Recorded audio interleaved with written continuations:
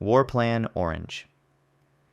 Developed in 1906 and revised continuously through 1941, Orange was the United States military's plan for a war against Japan. It assumed Japan would attack the Philippines, that American forces in the islands could not be immediately relieved, and that the U.S. Navy would then fight its way westward across the Pacific to defeat Japan at sea. The plan was so foundational that it influenced the design of warships, the location of base construction, and the doctrine of carrier aviation for 3 decades. When war with Japan came in December 1941, the campaign that followed tracked Orange's assumptions so closely that the generals who had written it recognized it in real time. War Plan Red. Completed in 1927 and revised in 1930, Red was the American plan for a war against Britain and its dominions. Canada, designated Crimson, was identified as the primary invasion target. Seizing Halifax would deny Britain a North Atlantic base, and capturing Montreal and Ontario would cut Canada in half before British reinforcements could arrive. The plan included provisions for using chemical weapons against Canadian cities if conventional assault stalled. Red was never intended for serious use. It was classified for decades, and when declassified in 1974, it caused a diplomatic incident. The British had a reciprocal plan. The Canadians knew and did not tell London. War Plan Black. The American plan for war with Germany, developed in the years before the First World War and revised through the 1930s. Black assumed Germany would attempt to establish a naval presence in the Western Hemisphere, violating the Monroe Doctrine. The American response focused on intercepting the German fleet in the Atlantic and seizing German colonial possessions in the Caribbean before they could be used as staging areas. Black was never activated.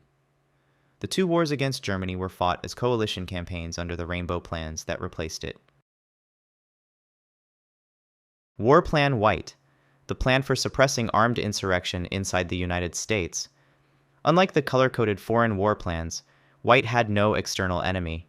It provided for the use of federal military force against domestic uprisings, labor violence, and civil disorders severe enough that state and local authorities could no longer contain it. It was invoked as a planning reference during labor unrest in the 1930s. Its core concepts were carried forward into continuity of government planning and into the legal frameworks governing domestic military deployment, which remain active law today. War Plan Green. The plan for military intervention in Mexico, developed in response to the instability of the Mexican Revolution that began in 1910. Green called for seizure of key ports and rail lines, military occupation of the capital, and a pacification campaign across the northern states. The United States twice intervened militarily in Mexico without triggering the full plan.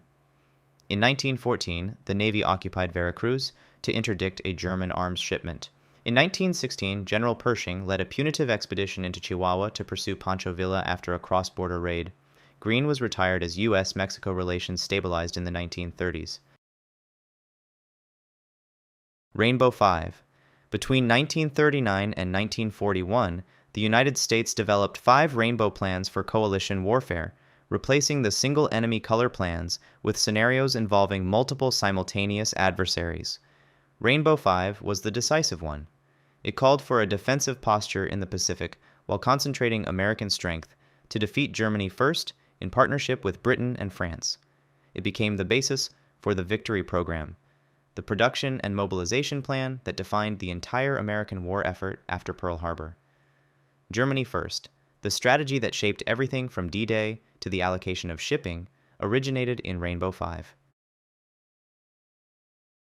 SIOP. The Single Integrated Operational Plan was the United States nuclear war plan from 1960 until 2003. The first version, SIOP 62, called for delivering 3,200 nuclear weapons against 1,060 targets in the Soviet Union, China, and their allies. Defense Secretary Robert McNamara was briefed on it in 1961 and described it as leaving him feeling sick. Later versions introduced flexibility. Multiple attack options ranging from a limited strike on Soviet military forces to full urban industrial destruction. At its peak, the plan assumed the detonation of enough weapons to kill hundreds of millions of people within hours of execution. It was activated to heightened alert status during the Cuban Missile Crisis in 1962 and never used. OPLAN 5015, the current American war plan for the Korean Peninsula, replacing the older OPLAN 5027 around 2015.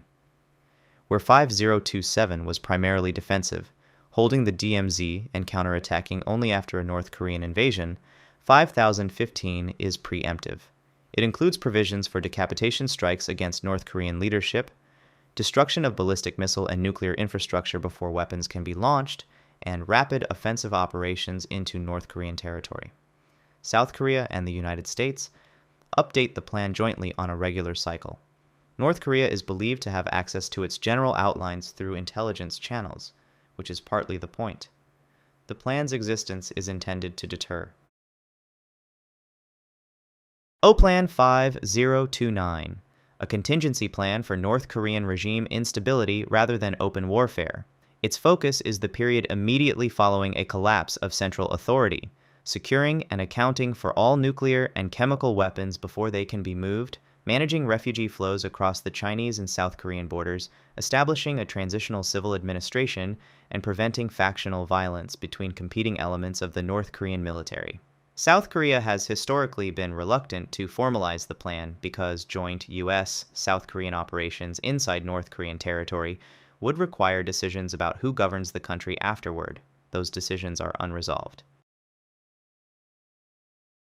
OPLAN 1003, the plan used for the 2003 invasion of Iraq. General Tommy Franks developed it under direct pressure from Secretary of Defense Donald Rumsfeld to reduce troop numbers sharply from the original estimates, which called for up to 500,000 soldiers based on the Gulf War model. The final plan relied on speed, precision air power, and the assumption that Iraqi forces would collapse quickly and that post-war stabilization would be manageable with a small residual force. The assault phase succeeded in 3 weeks. The assumptions about post-war stability did not hold. The plan contained no serious provision for governing the country after the regime fell. CONPLAN 8022, a concept plan developed in the early 2000s, calling for the ability to strike any target on Earth within hours of a presidential order, using nuclear weapons, conventional precision munitions, cyber operations, and space-based assets simultaneously. It was designed to give the president an option against emerging threats, specifically North Korea and Iran, without requiring the months-long military buildup that a conventional campaign would need. Critics inside the military warned that the plan's short timelines reduced the opportunity for miscalculation to be corrected. It was absorbed into and replaced by OPLAN 8010, the current nuclear and global strike plan, which remains classified. Thanks for watching. OPLAN 8010 replaced CONPLAN 8022 and remains classified. What do you think it says? Let me know in the comments down below. Also, if you enjoyed this video, then be sure to like and subscribe.